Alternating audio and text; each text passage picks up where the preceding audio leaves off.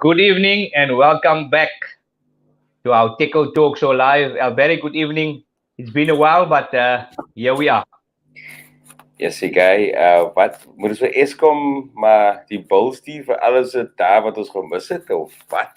Ja, Yeah, guys, now we're happy to be back. It's been a while, but we here. Ons is hier so. Eskom gaan ons nie so ver afkry nie in die opbou. yeah. I know for the last couple of weeks, my lights went out slap bang 8 o'clock in the evening.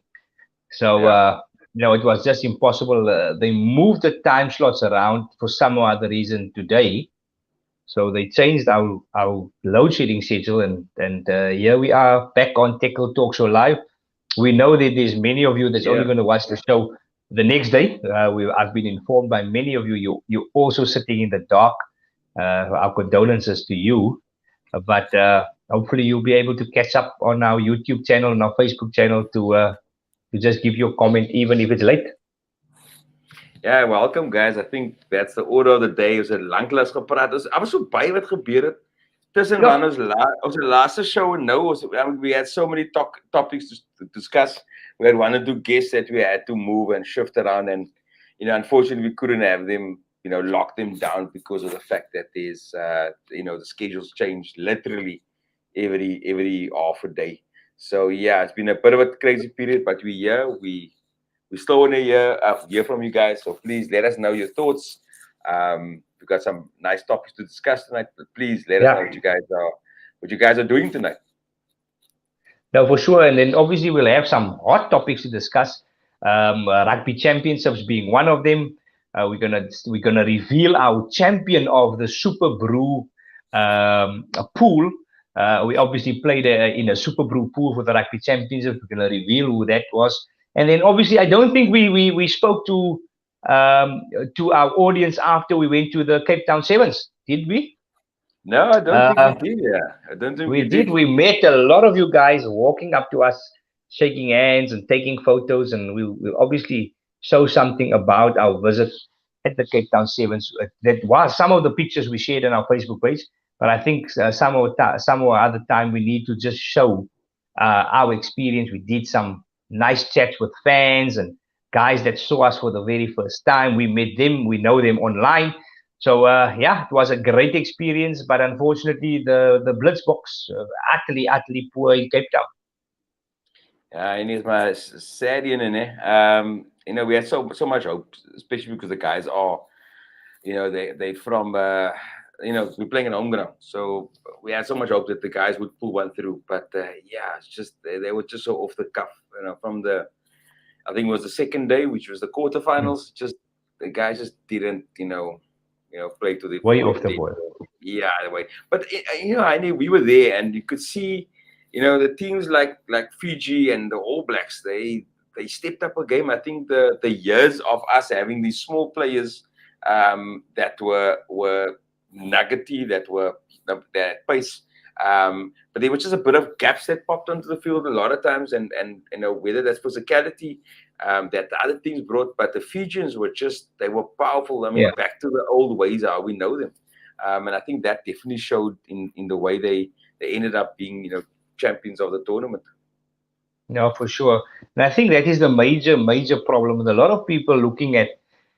Is it the fact that the coach was at the end of his tenure, or what is going on? And I think we had a discussion. You cannot have players that give so much away physically, and all of them.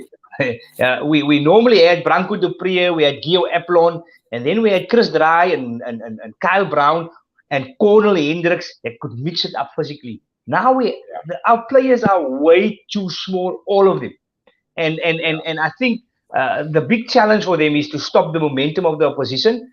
I think you need to be able to make a ball and all tackle in sevens. Because if you grab the guy's legs, he's going to get the offload, and then we get scrambling. So I think we need guys that are a little bit more physical, and then we can mix it out with the likes of what is the guy's name? Salvin Davids and the like. But I think they are just gaps. If you look at the physicality of Fiji, they just dominated New Zealand in that final. Physically, they Okay. went at them, and it really just paid off. So yeah, I think I'm hoping that the next coach, the new coach, can Yeah. really get a good mix between having guys that are physically up and also Yeah. guys that are really quick and mobile to get the ball across the park. No, 100%. I mean, if you look at how you mentioned those names, but I think a player like a Werner de Kok is needed. You know, he's hard. He runs at you, and he's also a great tackler. And the same with Kwagga Smith. I mean, obviously they've chosen now the 15 route, and you can see they're playing some fantastic rugby with the Sharks and the Box respectively. But those are the kind of players that could tick all the boxes. They were hard, they could tackle, and they were fast and very physical also. So we missed that thing at Branko de Pre was also a player that never missed a tackle, and he was that kind of guy that would make sure that these big Fijians were accounted for. But yeah, definitely there's just that bit of something physical with this physical whatever that we are lacking. And it's weird to say it, man. As ons van die bokke praat ons altyd maar net van physicality. So yeah, make no mistake. The guys got skills. Our team has some brilliant skills. We see some nice pickup from Angelo Davids, and just all around skills from the Browns and all the players that were playing. Obviously, Sheldon Davids as well. But yeah, it's a physical thing that I think needs to be addressed going to the next tournament. No, for sure. And I think when the Blitzboks when they have ball possession, they look very dangerous. They can run. They have got Ronald Brown, Shalvin Davids. You've got all those razzle dazzle players that can really run with the ball. The problem becomes when they do give possession away.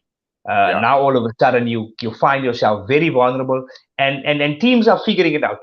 I think we lost against the Irish team, and they just went at us physically, trying to get the ball of us. Went at us. Argentina the same. So yeah, it was nie lekker om te sien mense wat huis toe gaan en die final. Ons was daar tot die einde. Ons is maar rugby fans ook bokke fans, maar rugby fans, en ons het tot die einde gebly. Maar ek het dan met Lies gedink ons gaan tot die semi final beweeg met die Blitzbokke ons het nie. Yeah, no, pity. It's a real pity, especially like I mentioned earlier, guys were playing it out. En mense ook al verwag het dat kan net ten minste die finals ten minste gehaal het. And I think it would have been but nevertheless, Cape Town Stadium still brought a fantastic atmosphere. I think it's really something to look forward to. I hope the guys can really match their performances with the crowd that will be hopefully be at the Cape Town Sevens at the end of the year. No, for sure, it was a great experience. Obviously, we're going to we've got Benna Saunders, Jonathan Saunders daar.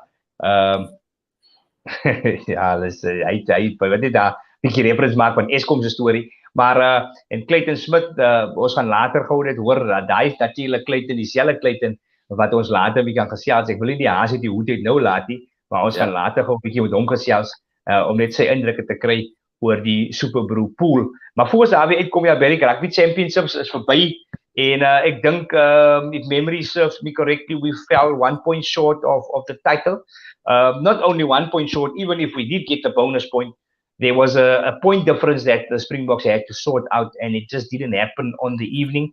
It all started the morning when New Zealand, just started to rack up points against Australia, and with every point they scored, it became increasingly difficult for the Springboks to pull something off in Durban against Argentina. There you have it, New Zealand beating the Australian side 40 points to 14.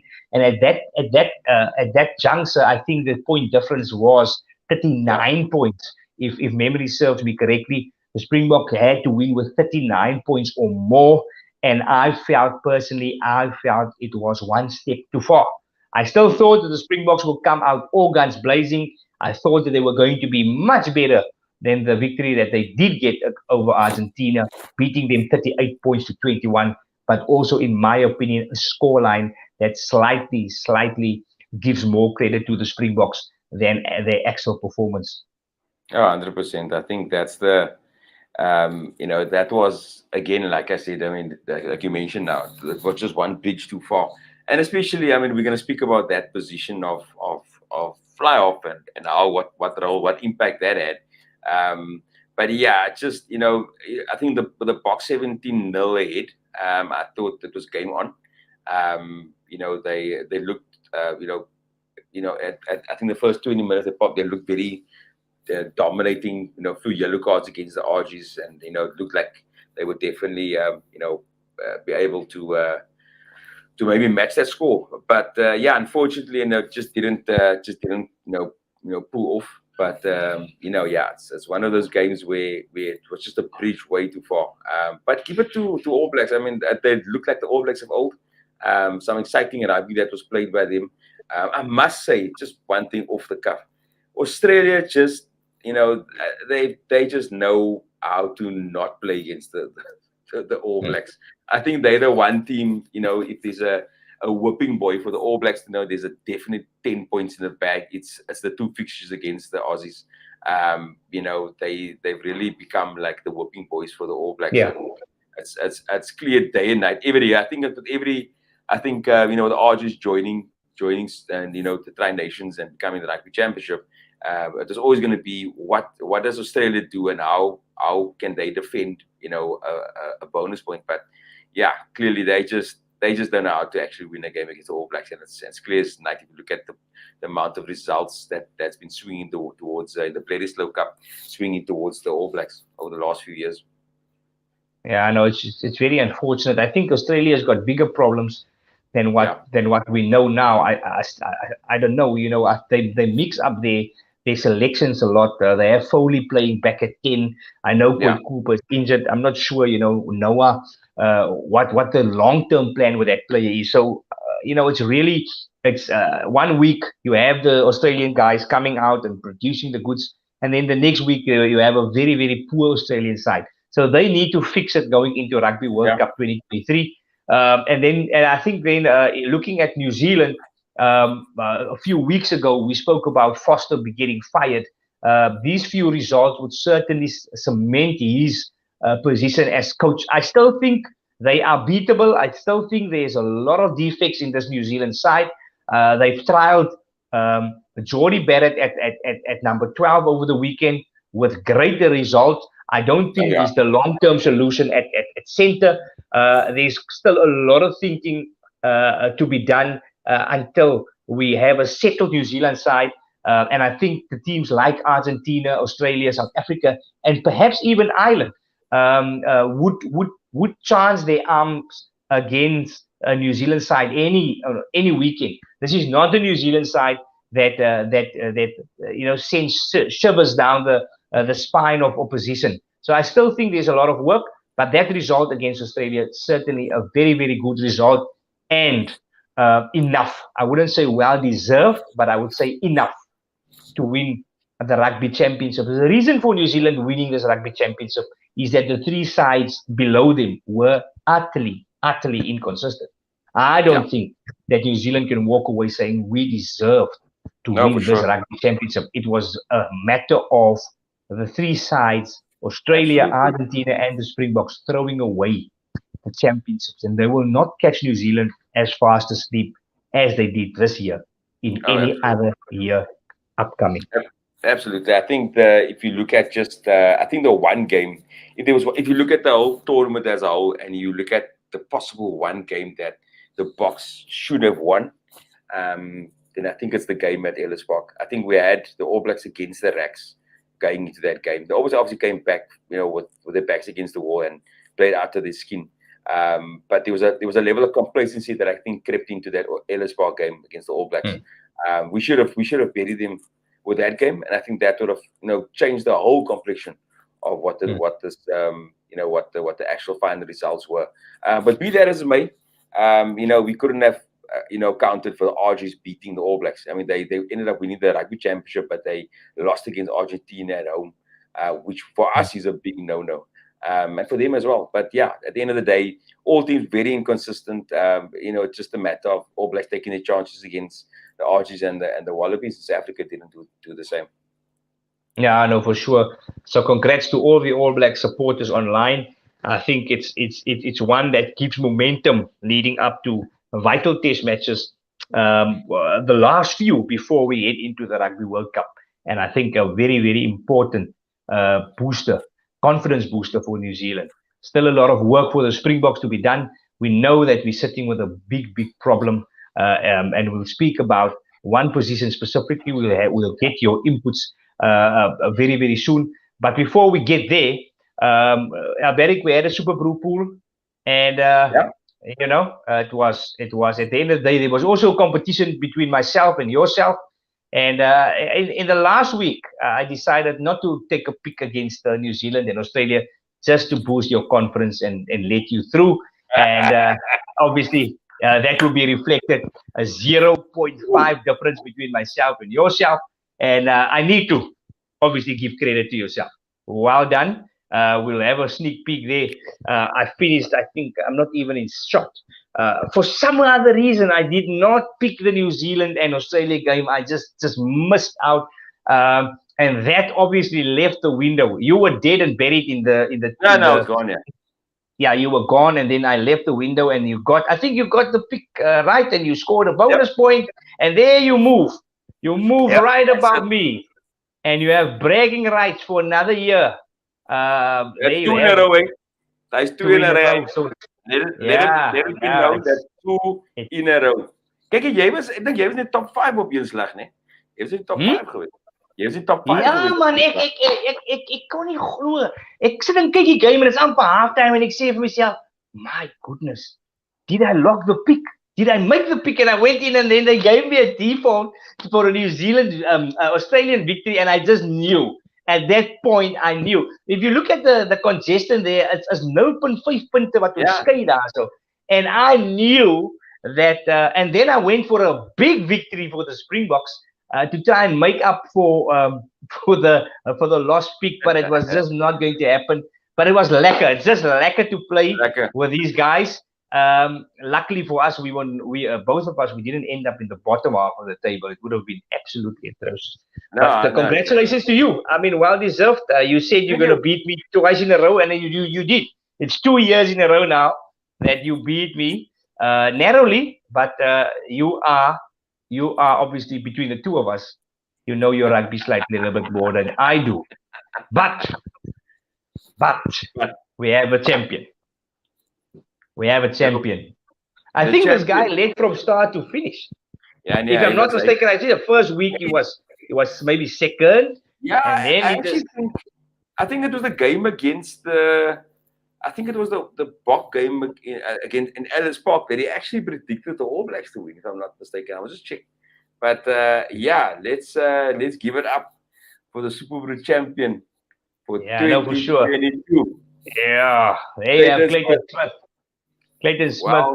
There you have it. You know, he's got a result success of 82%. Then you will certainly be right up in the business, and he ends up beating his nearest rival with a 0.5 margin of a point, Clayton Smith.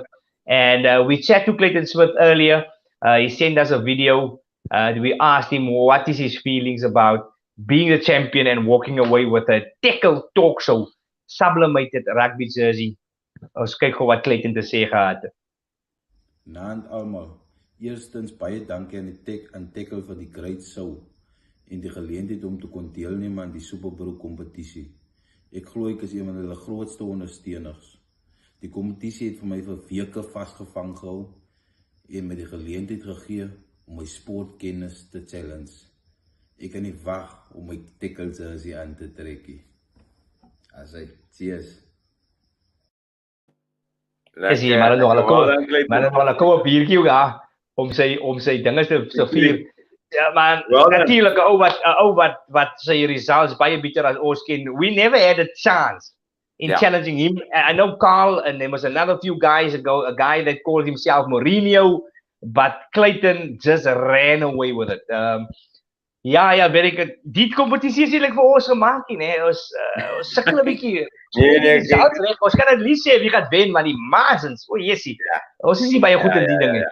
Yeah, maar die manne wat op I give it up for the guys, the guys that played, they played brilliant. They was one of the always met my 'n wille kaartjie ingegooi om te kyk waar hy lê.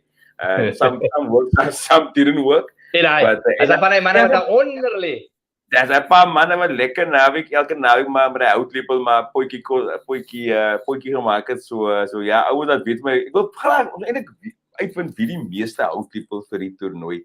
Maar ja, dat Brent Angelo wat vir Clayton gelukwens. Kaizen wat deurkom met well done en dieselfde Clayton so ja, well done man. Dis awesome. Clayton wat hier gekom het. Wat sê thanks guys. Lekker Clayton, jy vir ons jou naam en ons sal later met jou gesels met jou size en jou naam en dan kan ons hy just view and see so well done man. Dis awesome. Ja, lekker. Clayton dan natuurlik nou 'n rugby jersey van die Têkkel Talk Show ryker. Hy gaan een van die dae pronk in sy custom made rugby jersey. En Clayton van ons kant af well done. Ek dink well deserved. It was at the end of the day like it vir my it was written in the sky. Ons het al hier by die tweede, derde week gesien, jy gaan een van die manne wees wat ons moet klop. Maar dit was nog nie in ons broekspype om jou in te haal, so wel gedaan en dan daar so ons Gas is ook online. Gas, hy het ook deel geneem, maar hy was hier in die onderkant dink ek. Dink hy is hier. Ja, Gas wat jy sê ons wat jy. Ja, hy was aan die onderkant. Ja. So iets van die manne, Hybrie hulle en hy man, hy ouens julle moet julle sit man. Ja, is Hybrie. Maar Hybrie was laas jaar ook onder. Hy was laas jaar ook onder. Hy doen maar 'n gewoonte om onder te lê. Ja, nee, hy kuier onder die relegation zone. Maar Kaizen was so laat gou kyk gou net weer manne. Ek dink Kaizen het ook Kaizen daar nommer 7. Zilo. Ja. So hy sê hy was goed geweest. Hy is in die top 10 geweest. So well done met dit. En geelkepie daar wie eindig aan met die geelkepie laaste week. Lekker spring kom dit ook ja. So lekker manne. Dankie. Yeah, well done guys. Awesome.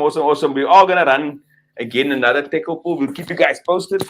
And so yeah, Gas wat hier kom wat sê goue donkie. Kyk some points, some picks work, some picks didn't, and ek dink ten minste as Clayton hy game reg gekry het van die Argies teen die All Blacks. Jessie, moet dit maar seker was hy perfect. Hy kon hy maklik. Miskien ek sien hy's in die top 2 van die global dinge het ek gesien daar nê. Was hy daai en dan was hy maklik in die top 1 of selfs globally in die top 100 gewees en dit sal 'n achievement op sy eie gewees het. Iemand wat in die Superbru pool speel van Tekkel wat in die top 2% is. Dit wys net hoe goed hy gedoen het in hierdie seisoen. Dit wys die rugby kennis wat die manne het wat ons elke week join so manne. Dankie baie comments wat deurkom. Dankie wat dit hou het aan die go. Sien Richard Erasmus is ook hier. Hy sê al die manne dink ons viewers moet die Tekklers genoem. Ja, ek dink dis 'n goeie die Tekklers. Die Tekklers ja. Jy like dit. Ja, en as julle laat gejoin het guys, ons is regtig jammer dat ons die laaste 2 of so weke nie beskikbaar was nie. Dit was net ek weet nie, dit was net 'n sameloop van omstandighede. Die van julle wat weet waarvan ek sal weet, klokslag uit 'n klok het die ligte hier afgegaan. Daar was niks krag nie.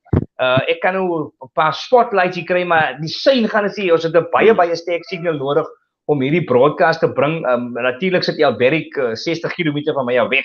So hierdie load shedding storie het regtig 'n impak gehad. Ja. Ons moes gaste kanselleer en ons hoop dat ons daai guests weer on show kan kry sodat dis nie net die ekonomie nie, die Têkkel Talk Show, natuurlik 'n internasionale show wat duisende mense kyk word ook geïmpakteer deur hierdie load shedding storie. So as daar mense van Eskom is wat luister, mense ons ly groot skade, ons viewers daar buite wil weet waar is ons en ons vra weer om verskoning aan al die Tekkelers. Dat ons nou vanaand is jous. Ja, dat is vanaand hier. Ja, wie ons gaan ook van ons van die URC fixes gaan ons wat oorstaan. Ons weet daar's 'n paar great games hierdie komende naweek. Ek weet die Lions en die Sharks wat wegspeel, die Stormers en die Bulle wat tuis speel. Ons gaan nogal inzoom op 'n groot diskussie. 'n Klomp van die mense het op ons Facebookblad en op my persoonlike WhatsApp vir my gevra. Wat dink ons van die probleem van die Springbokke wie sit op losskakel? En ons het dit genoem die fly-half conundrum of the Springboks. Dit is 'n groot kopseer. Ons wil vanaand 'n bietjie daaroor gesels. Ons wil julle opinie hê. It's really a headache and I think again one of the biggest fans of the Springboks, but I'm also a guy that like to vent when it's necessary. Yeah. And before we get to Francois Stein's performance, before we get to his performance, nou voor hy kan speel moet hy eers gekies word. So ek wil eers begin by sy selectie. It was a problem for me. And I think, Beric, I told you I'm not comfortable with selecting Francois Steyn at 100 kilograms, playing in a game where we're probably going to have to chase 25 points or more. Now, given the circumstances, ons weet ons nou, Andre Pollard het homself beseer en Elton het homself geniet, so hy is huis toe. En dan sit ons met 'n probleem dat, jy weet, daar was nie backup nie. I would have thought, even between France, if you are left with Frans Steyn and Willie Leroux, dis nou om vir my te vra, wat wil jy hê en daar's niks. In the absence of nothing, then you'd probably select Willie Leroux at trial. And I'm not a Willie Leroux fan. Specifically if you're chasing the game. I think Frans Steyn would probably be the selection at the aggregate of 0-0. You just want to win the game. You want to punt the ball into the corners. But you knew we're going to chase 25 points or more.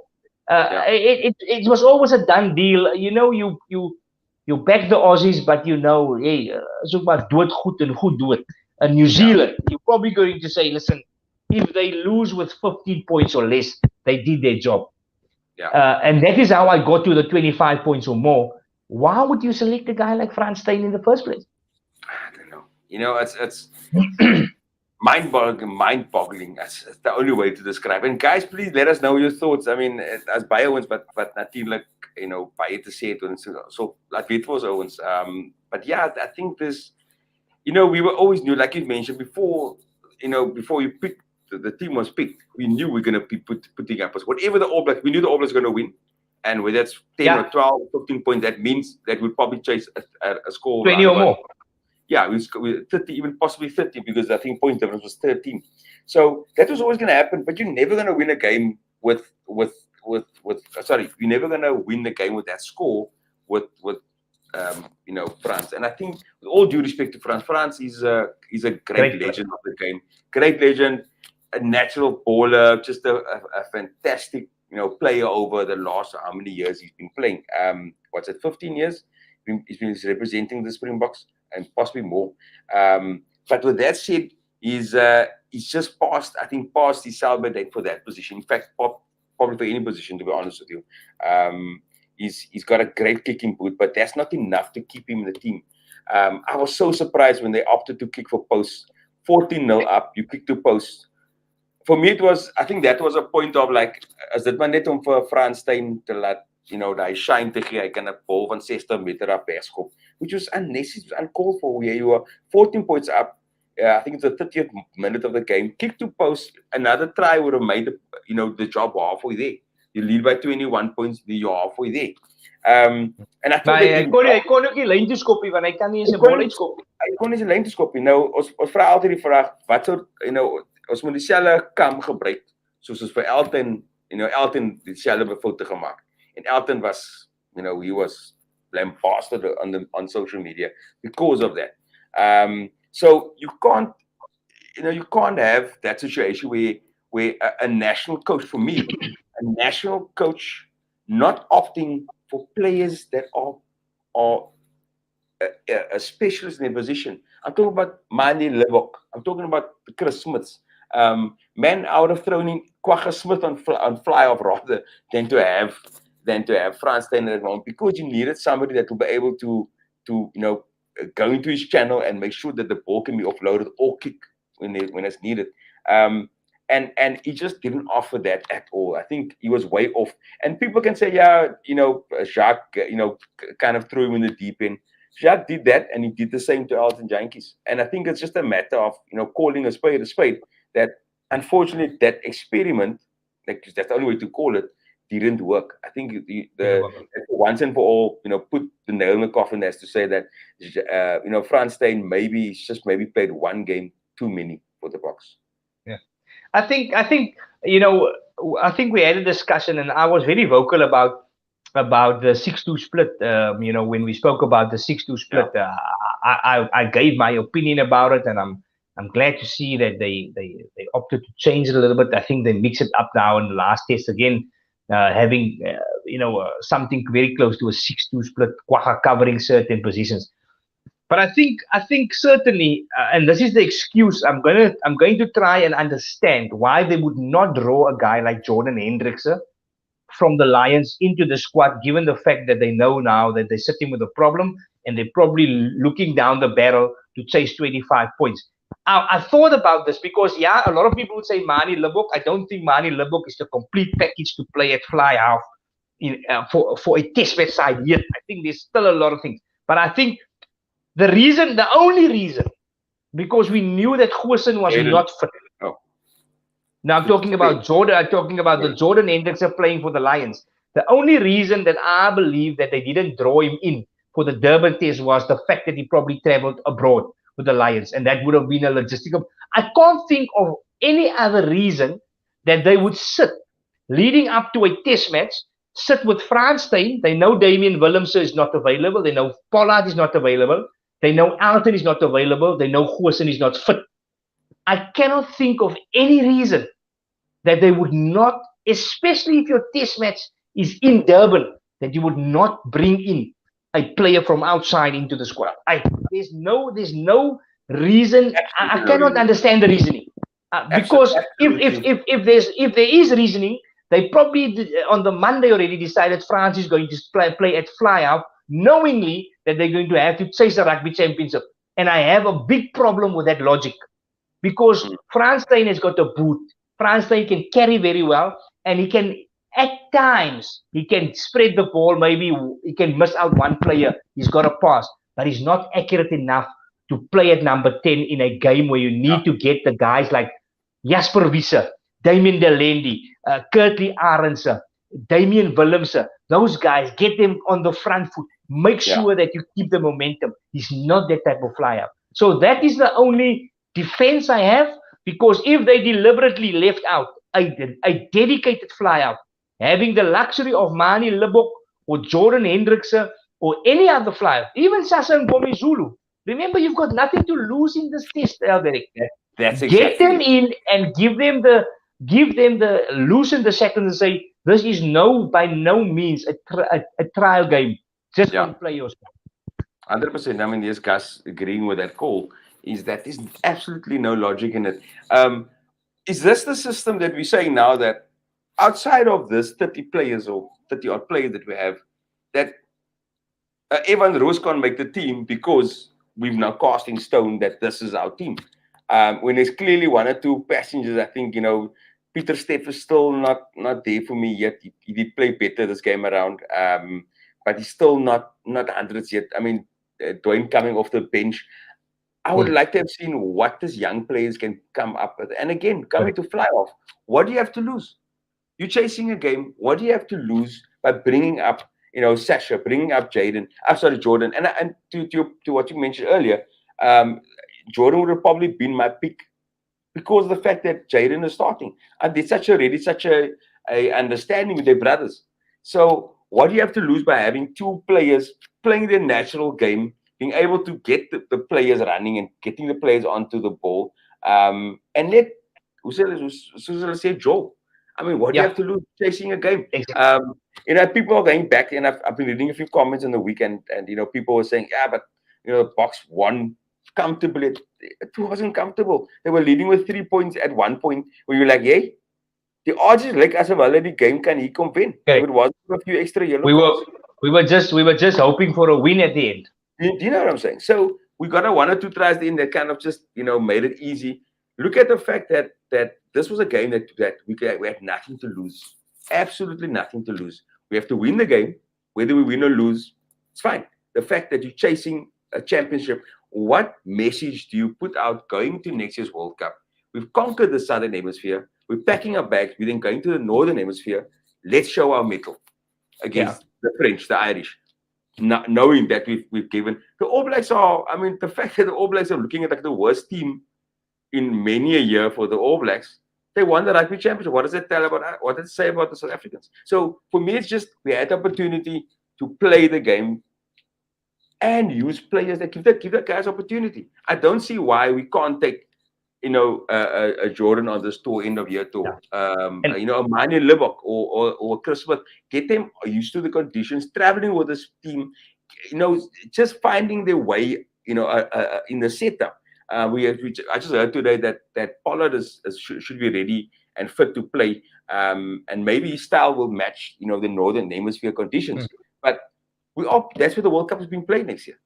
Why are we not going to be taking a new fly-off with us, or a young fly-off, get him used to it, so that by the time next year happens, ons weet jy of enigiets kan gebeur nie. Andre Pollard kan passering kry, Elton kan miskien heel af wees, and then we sit with a problem on a more permanent basis going to next World Cup. Blood the youngsters coming in. No, for sure. And guys, we fully understand, and there's a lot of people that say Willie and Dwayne Vermeulen en wie is die ander ou wat ek genoem het, die loskakel wat so sleg gespeel het, Frans was dit. Yeah. We understand that they have a mentor role to play. We are really not guys that know nothing about rugby. Yes, we are not qualified, but we have some understanding of the game. So we know that they can perhaps mentor a guy like a Keenan Moody. But then you need more Keenan Moody's. Because daar kan nie 3 mentors wees nie, want die ander ou kan nie vir Jesse Kriel mentor nie, want hy 50 toetse. Hy kan nie vir Mapimpi mentor nie. Wat ons sê is, daar moet dan meer mentees wees. As jy 3 ouens het wat amper sassa trek, en hulle is daar om te mentor, moet daar genoeg mentees wees, guys. Kom ons wees eerlik. Ons moet mos nou nie, let's call a spade a spade. There must be more mentees than mentors. Dat kan nie 10 dat kan mos nie 10 argitekte wees en 3 bouers.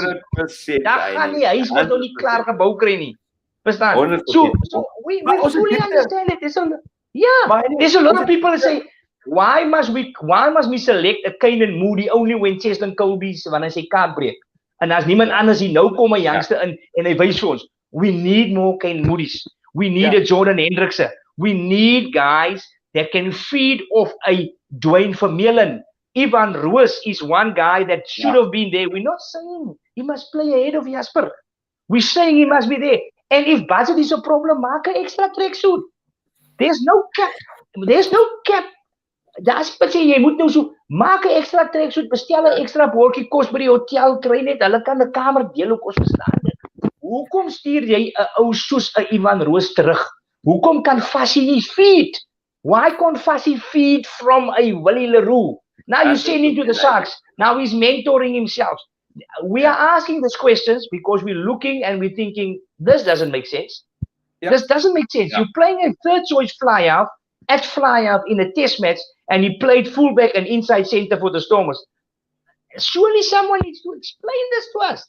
What's happening here? You know? So we are putting it on the table not to criticize only, but we want to make sense. We want to make sense. You've got the luxury of choosing players. As hy extra bus nodig het, deel die manne in 2 busse. Of wat ek weet nie wat die rede is dat hulle so beperk is met seker olie. 100%. En dan kry kom ons wees nou eerlik, die mentors het maar hulle agterin gesien in die game. As 'n mens nou ek bedoel, wil dit amper sy enkel gebreek in naweek en hy tackle. Dis 'n forward wat hom step. Gee was, ek bedoel, daai was lelig geweest en ek bedoel, you have that mentor, being shown up ugly, man, like in an ugly manner. So there's clearly some kind of whether it's the Jacques promising the Fafs and the all these players that you are going to be at the next World Cup. For me, the guys are out of form. They're out of form. Jaden has shown it that he is a number one scrum half in South Africa. He's shown it. Faf has just shown why he's probably number 4 in South Africa. Coming up onto the field, Jan net sy goed is in, and he goes off, with almost like not even 1 minute in the game. He puts a yellow card or 2 behind, or yellow card or 2 dodgy penalties behind his name. So then there's clearly an issue with the fact that you're promising these guys, and at the end of the day, it comes back to, are these guys complacent? Or are they just the fact that younger players are getting the chance to? Did it have to take Faf getting a knee against what's it, guys? Caleb Clark's head for a Jaden to be noticed. Is that the only time that these guys are going to be getting, an opportunity? Is that the only time that Jaden's going to get? He should have been up on the fringes and been, with the box all the time. So yes, going back to playoff, let Jordan should have been in the team. He should have been with Elton and learning of Elton and learning of Andre going in Argentina, no matter what was going on behind the scenes. He should have been on this tour and finding out what his systems are, so that when it comes to situations like this, then it's okay. Let's slot in Jaden. He's been with the team for the last 3 months or 2 weeks or 3 weeks. Let's get him opportunity. And I think that's the big issue that I'm having now at the moment is that it doesn't mean that the 30 players are so exclusive that nobody else can come unless a player is literally injured. I mean, if you're having Evan Roos running 50 meters and scoring a try like that in the weekend, surely a guy like that should be noticed and be put in a box squad. Given a fair opportunity. At least. So that's my concern now, is that are we closed up now, that we're not because we don't have this, our systems are so tight that we're not even able to bring in a Evan Roos or Aldrich Lowe, give him some more game time. I think that is the issue I'm having at this moment. Well, Aldrich Lowe has been in the squad for a while, so not Aldrich Lowe, but definitely, why are we not looking at more players in position? One thing I just want to note, and it's just something that's off the cuff, and we've been very critical of Jesse Kriel. I think Jesse Kriel touched the ball, I think, once on Saturday, and he did what he was supposed to do, is draw two players, pass it out. The first and only time the ball, I think, went past David de Allender, Kirtley scored. And that just showed our total intent on Saturday's game. Our intent was not necessarily to run the ball at all. And with that said, you question yourself again, why do you go with that tactic if you are not scoring the tries, and then you end up having to fight for the game? The one time he moved the ball, Jesse did fantastic by drawing to players, passing out to Kanan, which would then pass to Kirtley to score the try. Why didn't we do more of that? And that is just, whether it's Jacques' tactics, whether it's just team tactics, I don't know. I question a lot that was going on, I think, in the box, especially in the second half, what was going through their minds. No, for sure. And I think a lot of these players, unfortunately, I think we give credit to our coaching staff. They know what the problem is. And if you look at especially with your eye on the World Cup, some of these players, unfortunately, in the current squad, they're going to miss out on a World Cup selection. It's a reality. There's the rugby has surpassed their ability, and then also if you look at what a player needs to do and what it needs to what the Springbok need to look like to beat France, Ireland, New Zealand to win a World Cup. Unfortunately, there's going to be players that miss out. Just latching onto the fly-up conundrum, delighted to see tomorrow evening, once in a very long time, we're going to see Johan Goosen starting for the Blue Bulls. And we all know that he is a high-related fly-up, and I would always want to say that he is the third choice. Weet nie waar Elton laat hy, maar ek dink Pollard, Elton en dan Goosen. Goosen has been in the squad even when he's not 100% fit. So, I'm very excited to see him start, and hopefully he can remain injury-free. So there are options at fly half. I have my reservations. I have my reservations, and one of the comments that was made, I think, in the media over the last, I think the week leading up to that test match was, comments were, Goosen coming back with injury. He might be back soon, etc., etc. The fact that we were actually, as the media and South Africans, banking on a player that's injured to come back, where you had all these players already playing, the Chris Smiths, the Jadens, the Jordans, and obviously Mani, that could have was so baat gevind het om aan hy squad te gewees het. I think that for me is such a worrying thing that we have. We're waiting on one player to come back from injury, And let's be honest, I mean, Goosen has been around the block and he's a fantastic player. But why aren't we not blooding these youngsters in? These guys should be sitting on the fringes, sitting in the same cloakroom like the underage, and listening and seeing what has been going on, knowing the tactics. That just boggles my mind that these guys haven't been getting the opportunity, the youngsters especially, getting the opportunity. We're going into next year's World Cup with a few players that are, could be building into form, but on fly-off, we are so thin at the moment, so thin. Never mind, Lucanya's position as well, which is another, concern as well. Yeah. So what we're going to do is we're going to pin this question, the fly-off conundrum. I think, Barry, let's run it for the next week or so. Let's run it on our Facebook page. If there's a lot of people that's not watching the show, we want to hear, because there's a lot of names. We got Cullinan saying Elton moet net 'n rooi jersey aantrek. Sy tyd is klaar met die bokke. Cullinan Don wat daarso voel dat Elton op die oomblik miskien nie sy plek waardig is nie. Ek dink miskien is Elton nie die laaste paar maande op sy game gewees nie. Onthou, Elton het maar min kans gekry. Maar dan Cullinan gaan ek noem dat om dit sê, then we need to be consistent with our criticism. We cannot say Elton does not belong and then Andre play 3-4 poor games and then he's got, he's just got the off day. He's just got the off day. Andre was absolutely and Andre has been poor the last couple of weeks, So yes, in fact, it's been very yes, poor. and I think it's latching on to what you are saying, Alberic. Our media is how can you promote a guy like Goosen that you've never seen in the last few months? So what about the Mani, who's played in the URC Championship side?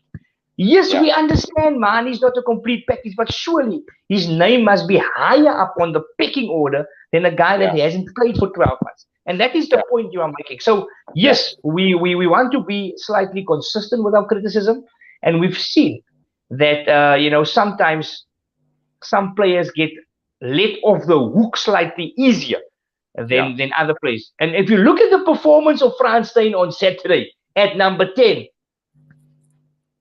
if that was out in the Yankees, you would have.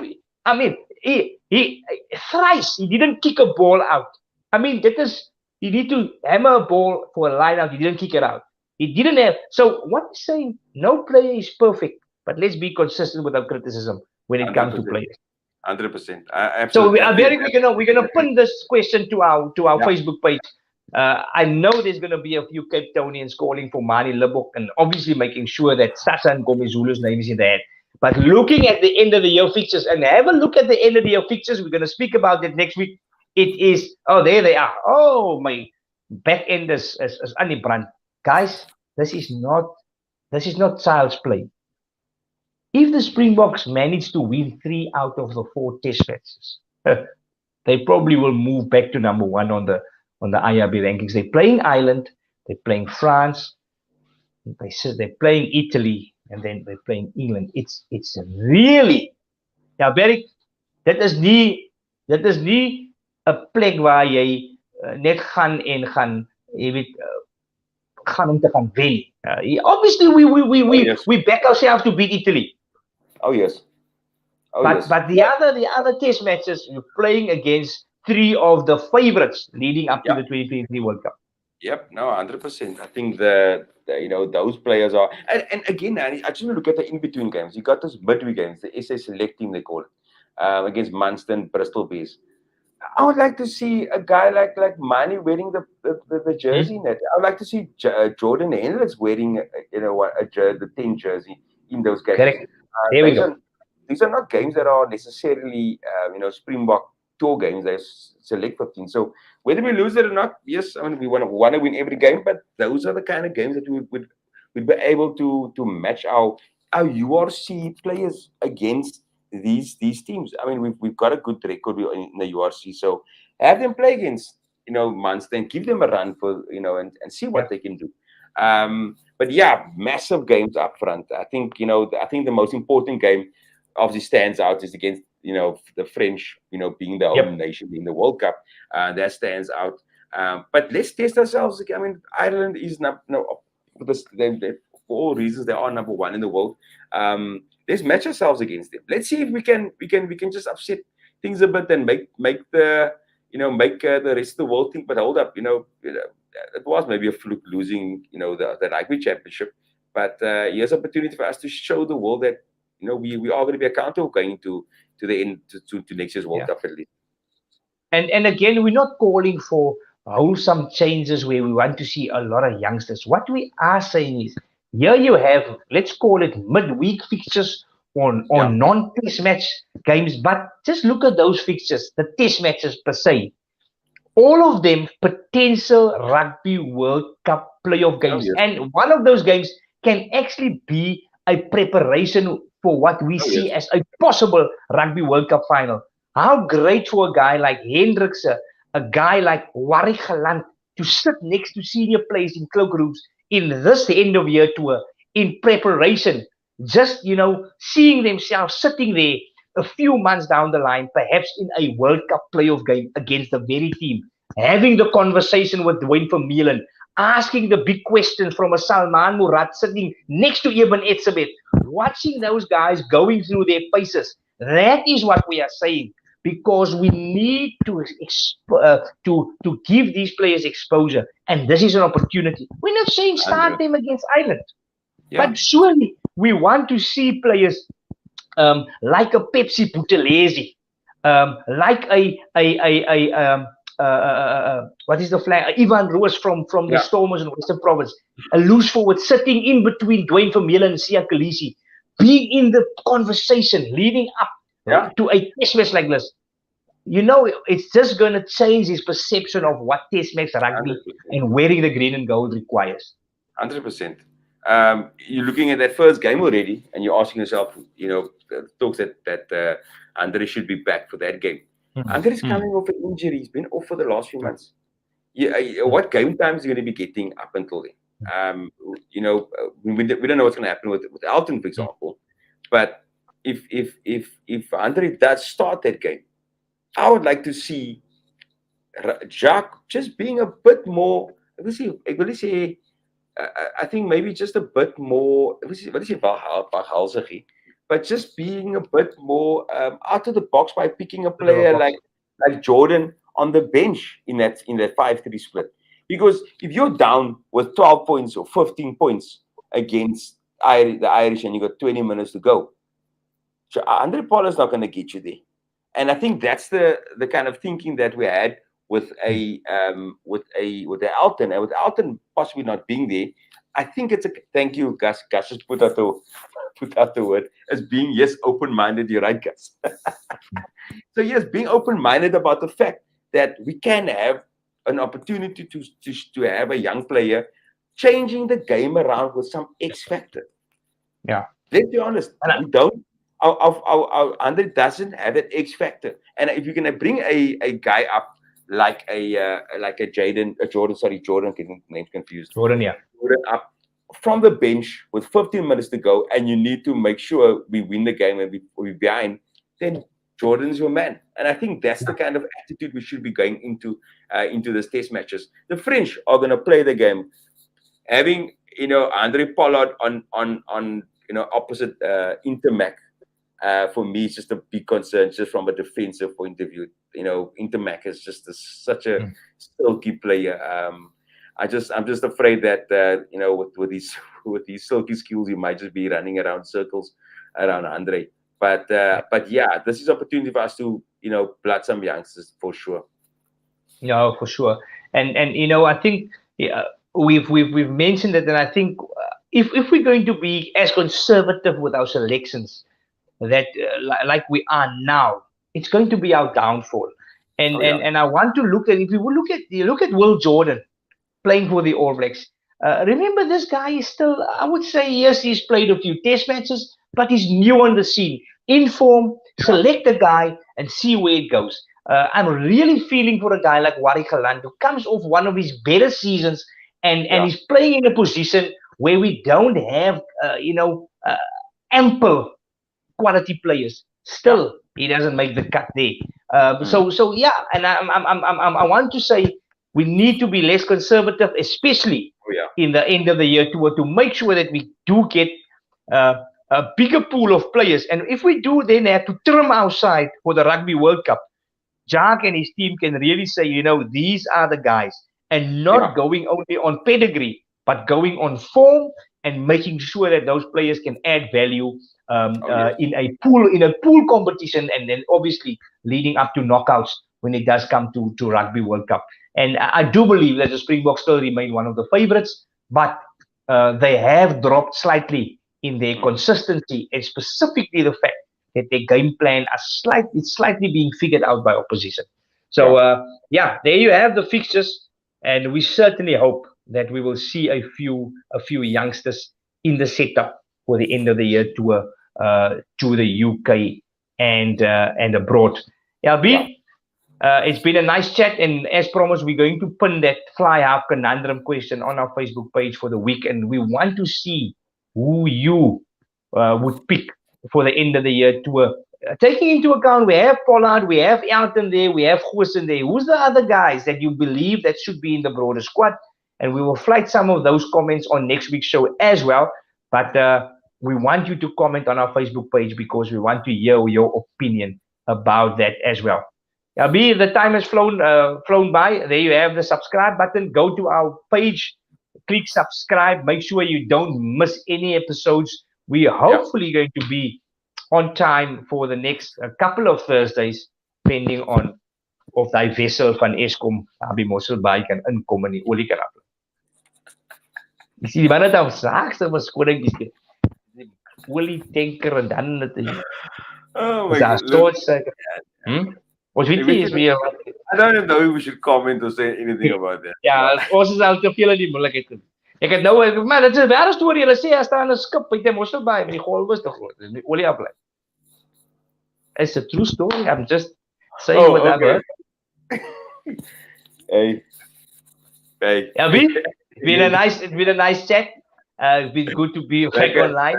A special congratulations to Clayton Smith and to al die Tekkelers. As Clayton, ja, hey, man, het nogal sy hare mooi gesny vir die fotootjie. Vir al die Tekkelers. Tekkelers, love that one. Ja, Tekkelers, as die nuwe woord. Dankie Richard. Vir al die Tekkelers. 'n Goeie nag vir julle. 'n Lekker naweek, propvol rugby. Ons gaan URC sien en dan volgende week donderdag Elberik. As ons ligte het, praat ons weer met ons kykers en ons kry 'n lekker gas op. Tot dan, stay safe. Groete. Têkkel Chat op YouTube. Hy's op Facebook, ons op Twitter. Tot volgende keer. Groetnis.